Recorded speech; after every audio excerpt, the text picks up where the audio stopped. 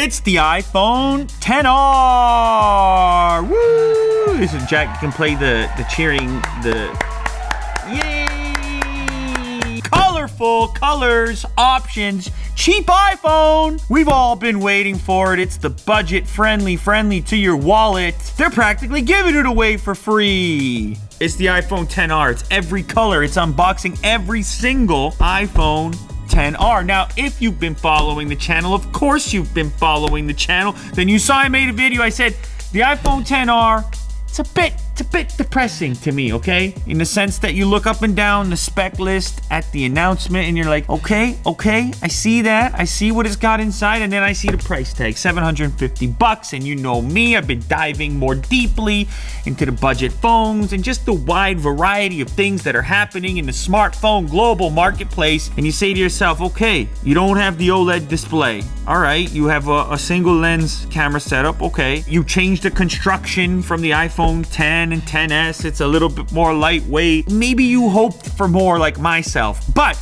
there's a subset, a group of individuals in the comments. They're there. They're rabid.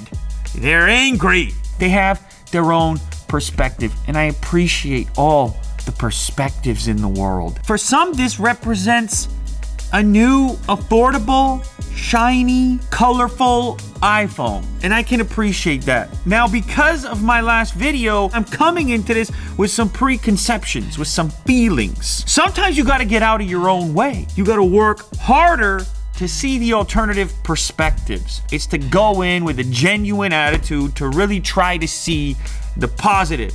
Why it might be good for you and why it might not be great for somebody else. I mean, that's the agenda. So before I open any one of these boxes, I want to tell you right now that I'm gonna bring that attitude to this phone. I will be attempting to love the iPhone XR, to fall in love with the iPhone XR. I will take that mission upon myself. I will test myself.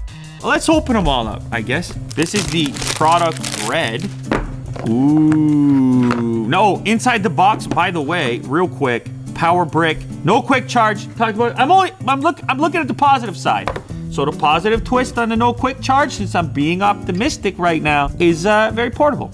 Okay, that's tiny. Fits in your pocket. Upside, what is that? A cherry? Is that a cherry red? If you've seen product red products in the past, then you're probably familiar with this tone of red. You can see the single lens setup. That's different than the 10s, 10s Max. Also, this device, different construction, of course, as you can tell. You have an aluminum frame, and there may be kind of an unintended consequence of this construction of these materials in that the antenna layout on the XR may, in certain circumstances, outperform the one on the 10s, 10s Max. I may have a video to follow up on this. You have your lightning port on the bottom over here. Speaker layout on this one, it's symmetrical. Product red.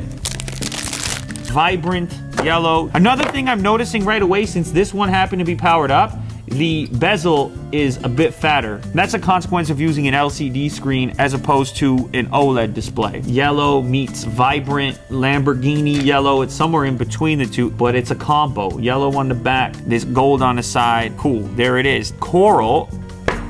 Ooh, it's sort of got some orange in there, depending on the lighting, and it's got its very own frame color as well, which kind of blends. That's coral.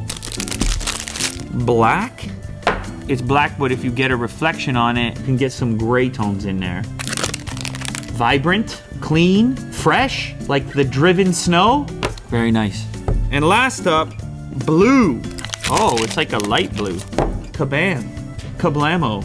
There you have it. Your lineup, ladies and gentlemen. We have 1, 2, 3, 4, 5, 6 color options. This is the point at which you tell me down in the comments which one you're going for, or none at all. I'm open. All right, you can say whatever you want. Now, if that's not enough for you, you could take it a step further and you could actually customize one of these iPhone XRs, or any phone for that matter, using a D-brand skin, of course. How about a little marble? Maybe you even want to cover up the Apple logo because you want to keep it a little bit more low-key. Plus, you're going to see these other colors everywhere. How many marble iPhones are you going to see? Or here's another example. If you want to go super stealth, you get the matte black finish, skip the fingerprints. Maybe you don't want to live this fingerprint life over here, but you still want to have the blacked out phone. You can go with this. Of course, your wireless charging still works. There it is, Dbrand skins. You heard about them. Go check them out. Not just the iPhone XR, any phone. And the site is 15% off, so go check that out. Here we have the yellow device booted up, and as you can tell, it's a very similar experience to the various other iPhone X series devices. You have the notch layout, which is identical. The bezel on this model is a bit wider as a consequence of using LCD technology as opposed to OLED. In order to pack it in there and extend up into these regions, you have to kind of have this bezel. Now, another interesting thing about this device is that Apple has stated that it will actually be best in terms of battery performance out of the entire bunch, which may be meaningful to you if battery is at the top of your list of criteria, battery performance. That has a lot to do with the screen resolution. This is a lower resolution display than the top two models, so battery performance should be a bit better since it's pumping out less pixels. My initial impressions with the resolution, you know, that was a big topic of conversation. It's the main differentiating factor between this and the iPhone XS and XS Max, or even the 10 for that matter. If you hold it close enough to your face, you can see some pixels in the text, but you really have to be looking for them. In regular everyday use, this may or may not be something that bothers you. You would have to be a screen junkie, a person like myself who's always interested in pixels. I mean, I'm looking for pixels. Of course, I want the best display possible, the most resolution possible. And also another thing that comes along with OLED is contrast and viewing angles. When you start to tip it or go off axis, that's where you start to notice generally a difference between LCD and OLED. You have a single lens unit. It should perform in a similar fashion to the higher end model without having the optical zoom function through the secondary lens. Portrait mode is going to be supported through the single lens here, which will be a little bit wider than the zoomed in portrait that you get on the XS and XS Max. Okay, so there you have it. That is a quick unboxing, my first impressions of the iPhone XR. I know you guys are gonna have a bunch of questions, and I'm actually wondering myself, do you guys want me to switch over to this thing? Do you want me to dive a little bit deeper, do an extended take, use it as my daily driver? Of course, you know I'm willing if that's what you guys want to see. The thing is, there's so many smartphones to switch to and many others coming out. Here's the thing, I'm sure that this is a capable phone. I'm sure that the user experience is going to be very similar to the iPhone XS Max that I used in my previous switch before the Pixel. So I feel like there's gonna be a little bit of overlap there. Of course, the big difference, the display, the camera, possibly the battery life. So we'll see.